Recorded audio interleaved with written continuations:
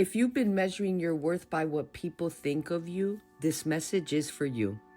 Hello, friends. This is your Sunday 3-minute mini sermon.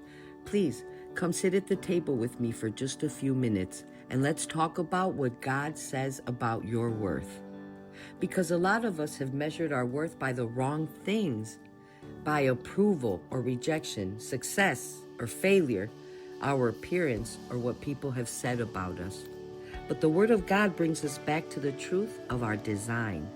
In 1 Corinthians 11:7, it tells us that man is made in the image of God and reflects the glory of God. Now, just sit with that for a moment. Before anybody ever approved of us, God had already placed His image on us. That means our worth did not begin with human approval, and it cannot be destroyed by human rejection. We are valuable because we were made by God in the image of God and for the glory of God.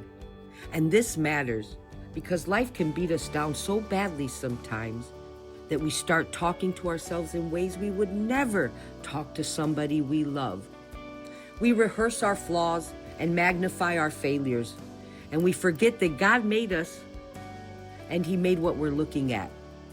But constantly tearing ourselves down is not humility.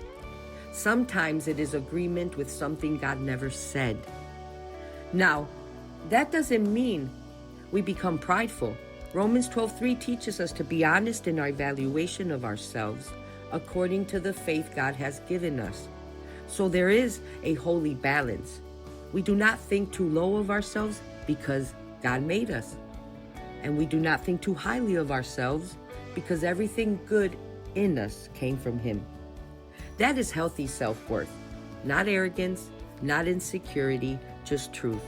Ephesians 4:24 tells us to put on the new self, created to be like God in true righteousness and holiness. So knowing God does not just tell us we have worth, it teaches us how to live from that worth.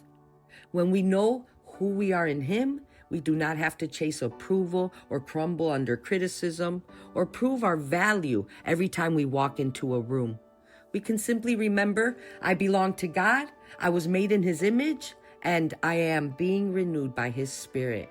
And my life is still carrying purpose. So here is the challenge for today. Follow God's example, therefore, as dearly loved children, and walk in the way of love, just as Christ loved us and gave Himself up for us. That's Ephesians 5:1-2. I hope this has blessed you. Until we